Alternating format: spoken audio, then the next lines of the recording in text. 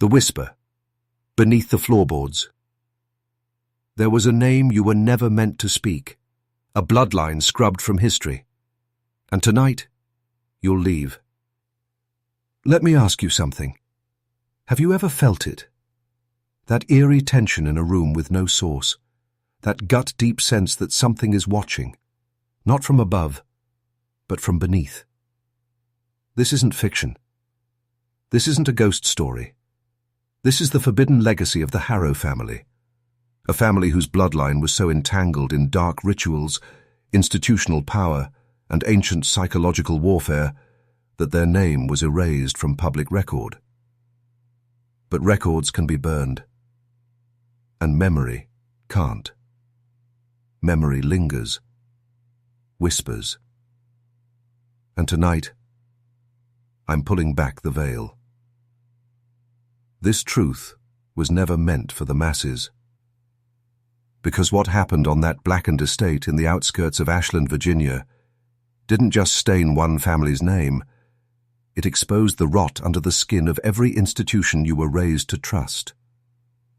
Church, school, government, even your own bloodline.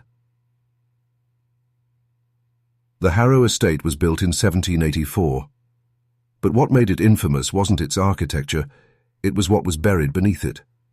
Chambers, stone-lined, geometrically precise, designed not for storage, but for ritual. You've heard of secret societies, but the Harrows weren't just in one, they were the architects of one. A lineage trained in manipulation, generational programming, and the quiet science of domination. Not with whips or weapons, no, their tools were far more advanced. Language, symbols, obedience, belief. And what they created in those rooms beneath the estate was a blueprint. Not for one family, but for an entire system. A replicable structure of psychological submission, wrapped in scripture, law, and patriotic virtue. You were born into it. You were conditioned by it. And unless you unlearn it, it owns you. The Chamber of Mirrors. This isn't entertainment. Imagine this. This is your awakening. You're standing in a narrow corridor, and if you dim felt candlelight flickering off polished glass, that inner scream that but says, the reflection staring back, something's wrong with this world, isn't but your no own. one's talking about it. That was the You're Harrow exactly method. Who this message was meant to find. Before they indoctrinated you with rules, rituals, and righteous punishment, because the story of the Harrow family they stripped is your more identity, than macabre. Not with violence. It's the origin code of modern enslavement. And tonight, the Chamber of Mirrors was no myth. It was real. A subterranean room beneath the east wing of the Harrow estate, walled with silver-backed glass imported from Europe. It wasn't decorative. It was surgical. They used it to fracture the mind. Every child of the bloodline, before they turned 12, was sent into the chamber. Naked. Alone. No sound. No direction. Just hours, maybe days, staring into a shifting kaleidoscope of themselves, until they forgot which version was real, until their sense of self was soft enough to mold. Understand this.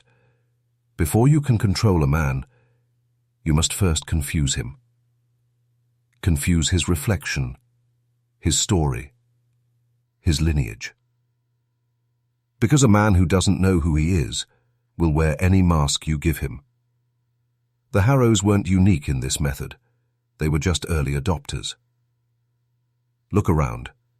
Every modern institution that demands your compliance uses the same model.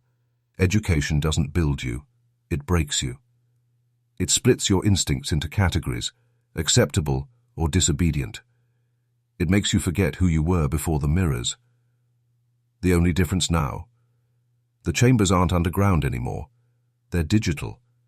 They're your screens, your feeds, your endless scroll of curated reflections telling you who to be, what to feel, and who you should worship. But once you see the mirror, you cannot unsee it. That's why this story matters. Because the Harrow bloodline didn't vanish, they transferred. Not in body, but in blueprint. Their methods were too effective to be buried. They were absorbed into fraternal orders, Ilawat, T-skulls, intelligence networks. Do you see it now? The system that shapes you is not broken. It was built this way. And the deeper we go, the more faces will fall from their masks. If your heart is pounding right now, that's not fear. That's recognition. You've seen the mirror. Now the question is, will you smash it or serve it? The doctrine of hollow thrones. They wore crowns, not golden, not jeweled, but invisible, woven from obedience, elevated by fear, maintained through illusion. The Harrow family understood something most people never will. Power isn't taken, it's performed. And those who sit on the throne don't need truth. They need belief. They called it the doctrine of hollow thrones, a philosophy passed down through Harrow blood like sacred scripture. Its core principle: a throne is only as strong as the mind that kneels before it. Let that sink in. The Harrows never sought public power. No elections, no titles.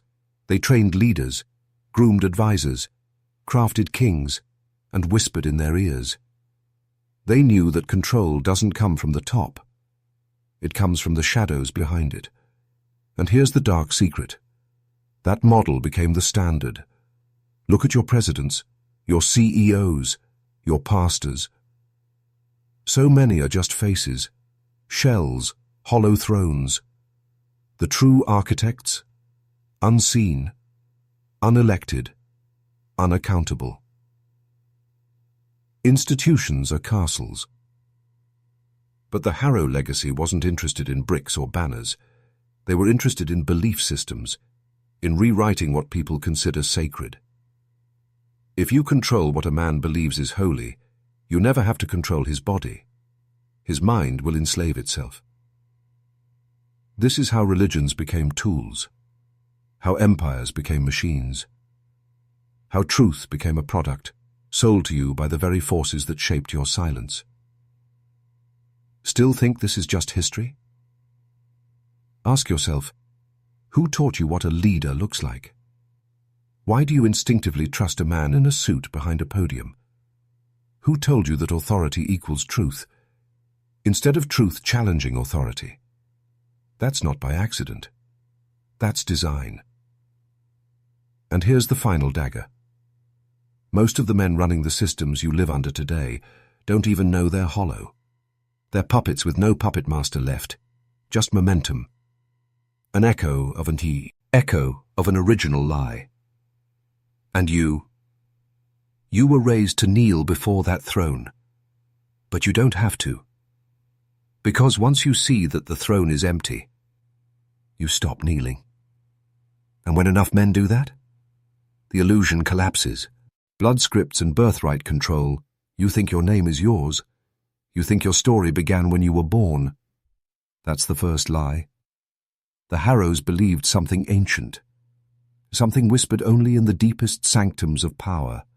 Blood carries command, but not just wealth, not just status, programming. They called it the blood script, a coded legacy embedded in names, rituals, even the timing of your birth. To them, children weren't born. They were written, engineered to serve a role they would never be told about, and most importantly, never question. Sound far-fetched? Ask yourself, why are certain family names always circling power? Why are genealogical records obsessively preserved among elites but forgotten for the rest of us? Why do certain bloodlines never disappear, even when their crimes are exposed? The answer lies in a truth so cold it will make your skin crawl. Some families weren't built to survive the system. They were built to run it. The Harrows weren't just landowners. They were code writers.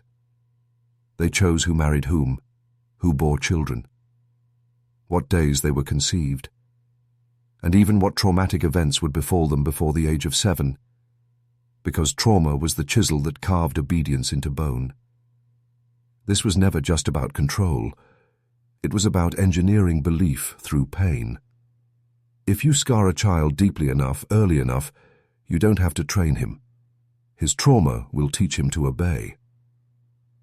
Now here's where it gets darker. Modern systems have digitized this method. You don't need to belong to a bloodline to be bound by one. All it takes now is a database. Your behavior tracked, your patterns mapped, your emotions predicted, and slowly reprogrammed. We used to inherit trauma through DNA and silence. Now, we inherit it through algorithms, recommendations, and curated chaos. So I ask you, whose blood script are you living?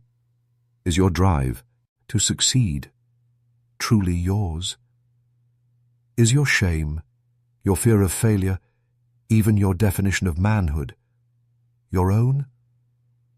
Or was it written for you centuries ago? The Harrows understood that if you write a man's origin, you own his destiny. But you're here now, and awareness is the glitch in their code. Keep listening, because soon we break the chain. The lie of liberation. You were told you're free, that you can choose, that you have rights, that history marched forward and broke your chains. But that's the most brilliant trick ever played, because the new prison has no bars, and the slave now defends his master without even knowing it. The Harrows prophesied this shift long before it came. They called it the silent cage, a system where control would no longer be enforced by violence, but by consent. A future where men would beg for their chains if you made those chains feel like comfort. You see it now, don't you? You work a job you hate, to pay for things you don't own, in a house you'll never own, under laws you didn't write, enforced by people you didn't choose. And yet, you tell yourself you're free, because they gave you a flag, because you get to vote every 4 years, between 2 masks worn by the same machine, because you can express yourself online, within the boundaries of invisible algorithms that edit your reality in real time. The Harrows knew. The most obedient slave is the one who believes he's already free. And here's the psychological kill shot. They don't hide it anymore. They put it in films, in music, in the shows you binge to numb the ache. They tell you the game is rigged. They just trained you to laugh about it, so you'd never fight back. This was the final evolution of control. Entertainment as anesthesia, outrage as obedience, indulgence as imprisonment. They learned that liberation doesn't need to be revoked. It just needs to be redefined. Turn the mind inward, fill it with desires that can never be satisfied. Convince the man that rebellion means buying more, screaming louder, or changing avatars, and you've destroyed his will to act. But listen carefully. If you've made it this far, something in you is waking up. You're starting to feel the walls again, and when you feel the walls, you can finally see the exit. This is why they fear awakened men, because once you see the cage, it can't hold you. The architects of obedience, there were no elections, no debates, no open declarations of power. The Harrows didn't need them, because the real rulers of the world are never seen, and they never wear crowns. They are the architects of obedience, silent, precise, generational, and they don't conquer nations. They conquer minds. Elder Thorne Harrow once wrote, in a letter burned before it ever reached the public eye, "Control a man's inner law, and his outer chains become unnecessary." This wasn't metaphor. This was blueprint. The Harrows weren't interested in armies. They built schools. They funded churches. They infiltrated mental institutions, law academies, and economic councils, quietly embedding frameworks that would program compliance across generations. And the formula was always the same. Instill guilt. Make him ashamed of his natural instincts, his aggression, his hunger, his voice. Label it toxic, Then offer a controlled alternative. Rebrand authority. Replace father with institution. Replace mentor with expert. Condition the boy to obey strangers in suits instead of trusting his own inner law. Isolate and divide. Turn brothers into competitors.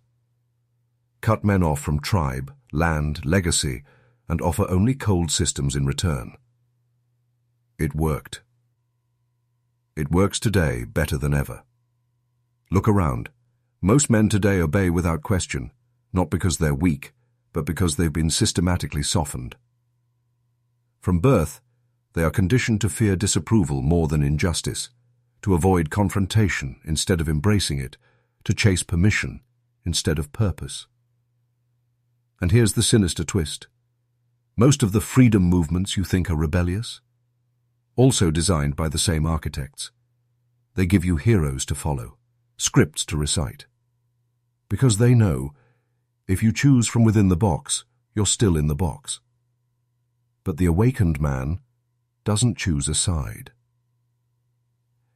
It burns the script. So I ask you now, who taught you how to obey? And more importantly, who benefits when you do? Because if you don't ask that question, someone else is writing your life. This is where the awakening sharpens. Now, if you're beginning to feel the fracture, type this in the comments right now. The mirror is broken. Write it twice. Once for the algorithm, once for your rebirth. The pact of silence. Some truths are not hidden in darkness. They're hidden in plain sight, behind smiles, rituals, and silence. You were raised in it. A world where you're told to move on, let it go, don't ask questions. But what you never realized is that silence wasn't cultural, it was engineered. The Harrow family didn't just build systems of control, they built contracts of silence, blood-bound pacts, sworn through ritual, sealed with fear, and passed down generation to generation. Not to protect secrets, but to protect power. There's a reason entire towns forget atrocities. Why families never speak of the uncle who disappeared. Why certain institutions have no records from certain years. That's not coincidence. That's compliance by design. Elder Gideon Harrow oversaw what he called the White Ledger, a catalogue of every vow of silence taken by landowners, judges, clergy, and even newspaper editors across the Appalachian interior. They weren't paid. They were promised something stronger. Inclusion. Understand this. The deepest power in any system is the unspoken agreement between men who benefit from the lie. They don't need to meet in smoky rooms. They don't need to write it down.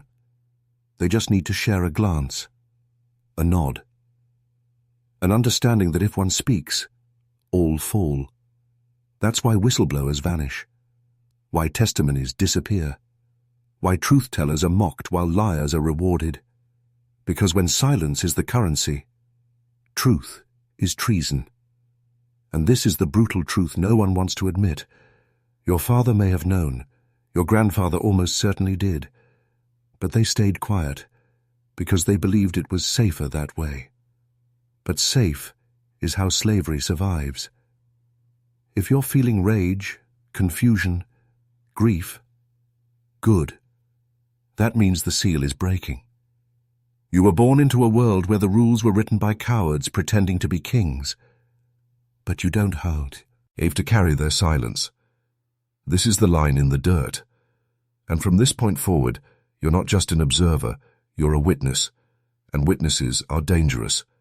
Because when enough men speak the unspeakable, the whole facade shatters. The cathedral of control. Walk into any cathedral, courtroom, or university hall. Look up.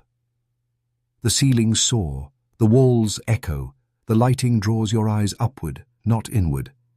This was never accidental. The Harrows understood that architecture is psychology. Stone and steel used to shape the way a man feels about himself in relation to power. They called it the Cathedral of Control, not a single church, but a network of buildings, laws, rituals, and doctrines, all designed to program obedience into the subconscious. And you were born into it. You think religion is about God. You think school is about learning. You think government is about protection. But the original architects, men like Aldrich Harrow, built these institutions with one objective: to replace instinct with instruction, because an instinctual man is wild. He questions, he resists, he remembers. But a trained man bows. The Harrows funded seminaries. They ghostwrote doctrines that reframed sin as anything they couldn't control. They rewrote education to produce compliance, not creativity. And they embedded a hidden code into the very architecture of civilization. Long aisles, elevated platforms, robes and uniforms, symbols over speech. All of it designed to trigger one thing: submission. You may have felt it, sitting in a pew, in a classroom, or on a Zoom call. That quiet, eerie sensation that you're smaller than you should be. That your voice doesn't matter here. That's not you being insecure. That's you being engineered. The Harrow Doctrine was clear. Make the man kneel in his heart, and he will kneel in body forever. Now here's the revelation. The cathedral is no longer built of stone. It's digital now. Streaming, schooling, shopping, each app, each site. A cathedral in your pocket, triggering the same behaviors, the same trained reverence. But once you see the pattern, you can break a shot. 'Tis once you recognize that the altar was a stage, the sermon a script, and the teacher a tool, you no longer ask for permission. You stop waiting for salvation. You begin the inner rebellion. Because the only real cathedral is the one they fear you'll build within yourself. The inheritance of fire. Before they taught you to be polite, before they told you to fit in, before they trained you to say sorry for simply existing as a man, you carried something sacred. Fire. Not the fire that burns cities, the fire that builds civilizations. The fire that says, I know who I am, even if the world tells me not to be. That fire is your inheritance. But the Harrows knew. Fire terrifies kings. So they did what every ruling class has done for thousands of years. They convinced you that your fire was dangerous. They used shame. They called your passion rage. They labeled your instinct violence. They turned your clarity into arrogance, your resistance into toxicity, and your masculinity into something to apologize for. Not because it was wrong, but because it was the only thing they couldn't control. Aldrich Harrow once wrote in a journal sealed behind a false wall in the Eastern Study, "The greatest threat to the new order is not rebellion. It is the man who remembers he is sovereign. That's you. And now your inheritance is calling. It doesn't care about your resume, your follower count, your GPA. It cares whether you will take the fire back, whether you will stop begging for answers and start asking better questions. Like, who told me to be small? Who convinced me to wait for permission? Why did I forget that power is claimed, not given? This isn't motivation. This is awakening. Because here's the truth. No school, no pastor, no politician will say, you don't need saving.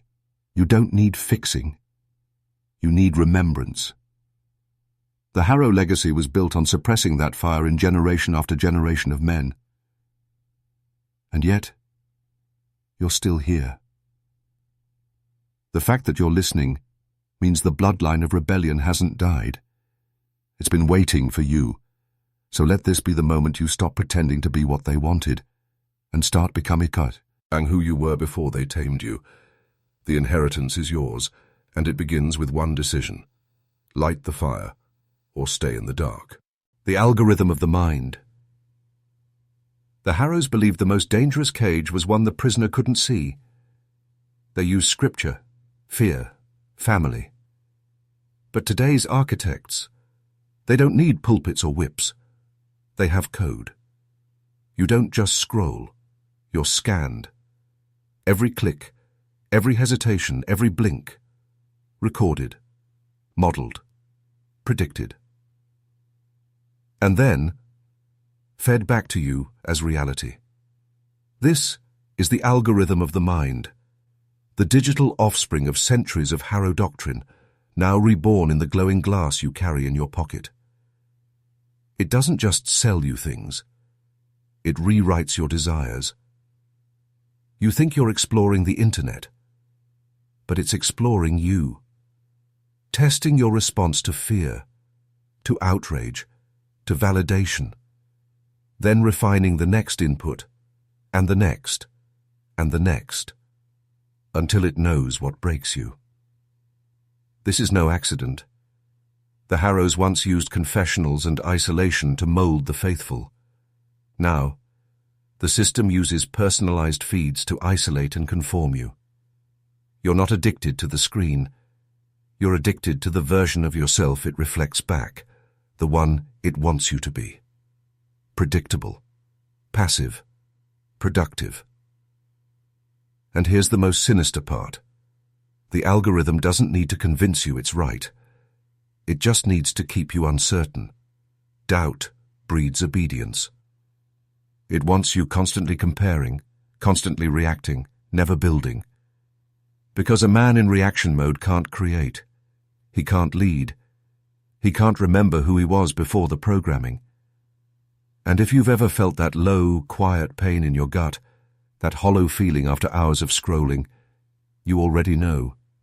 You're not tired. You're being erased, bit by bit. But there's a crack in the code. Because once a man sees the algorithm, he can break its rhythm. He can interrupt the loop. He can return to his own mind. So ask yourself, what part of you have you outsourced? Your memory, your instinct, your vision. The screen care, not give you purpose. Only you can resurrect that. But first, you must reclaim your mind. They engineered this system to track your every move. But they didn't account for what happens when you stop moving and start seeing. The ritual of the nameless ones, there are no written records, no photographs, no names. But the ritual existed. It still exists.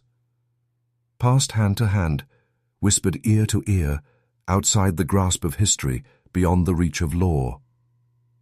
The Harrows called them the Nameless Ones, a sect older than the family itself, bound not by blood, but by allegiance to control without presence. They believed this: to truly rule, you must never be seen. To influence the world, you must erase your name from it. And so they did. These were judges who never held gavels, bankers who owned no titles, priests who never preached, but still dictated doctrine. And once a generation, when a chosen son came of age, he was brought into the ritual of erasure. It wasn't a celebration. It was a burial. Not of the body, but of identity. The boy was stripped of name, of history, of blood.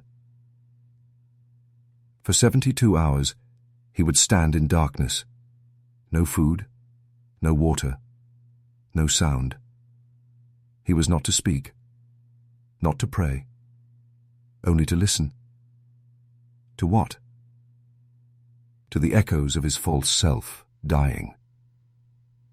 When he emerged, he would take no name, only a number, a symbol, or a silence.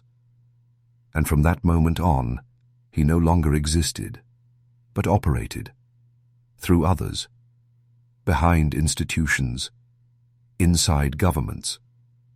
He was now a nameless one. This was the origin of invisible influence, of backroom deals that shaped wars, of ideologies that spread like scripture, but belonged to no one. Still think conspiracy sounds paranoid? Look around. You feel the hand, but you never see the face. You hear the lie, but never find the speaker. That's the legacy of the ritual, influence without imprint. And the final seal? The Nameless One was never to speak his truth again, because power, in their world, is weakened by recognition. But here's the fracture they never foresaw. One of them broke the ritual, left clues, documents, a map. And that map led to this story. To you, you're not just hearing history, you're intercepting it. Because the day enough men learn what was meant to remain unspoken, the Nameless Ones become visible. And once they're visible, they're vulnerable. The awakening. There's a symbol they buried. Not in dirt, but in you. A mark older than scripture, older than empire. A sigil that once signified sovereignty, a man's power over his own mind, body, and destiny. The Harrows feared it. The Nameless Ones outlawed it. Because wherever this sigil appeared, systems fell. It was etched into the stones of forgotten temples, hidden in the margins of burned manuscripts, woven into warrior cloth before battle. It wasn't just ink. It was an awakening trigger, a visual key that unlocked the inner code of the awakened man. They called it the Sigil of Becoming, a symbol not of faith, but of remembrance, not of obedience, but of origin. Because once a man sees it, really sees it, he remembers. He was never born to kneel. He was born to command. And so they covered it, demonized it, called it pagan, evil, primitive. But what they feared wasn't the symbol. It was what the symbol unlocks. You feel it, don't you? That shift in your chest, the heat behind your eyes, the silent scream inside you that says, I was never supposed to be this tame. That's your original coding resurfacing. And now, I need you to do something. Right now, before the spell wears off, before the system reabsorbs your focus, go to the comments. Write this phrase, the fire remembers me, and write it again, the fire remembers me. Once for the algorithm, once for the ancestors watching through you. Because the moment you speak that phrase, you claim your sigil, and you mark yourself as one of the few who see. No longer a user, a viewer, a citizen, but a watcher of the watchers. This isn't performance. This is blood memory, and it's waking up in you, right now. The final stage is near. You've seen the system. You've felt the trap. Now you'll learn how to break the chain, permanently. The Harrows built a throne on silence, but one word, spoken by the right man, can burn it to ash. The fall of the hollow kings. History remembers kings, but it forgets who placed the crown. The Harrows knew this.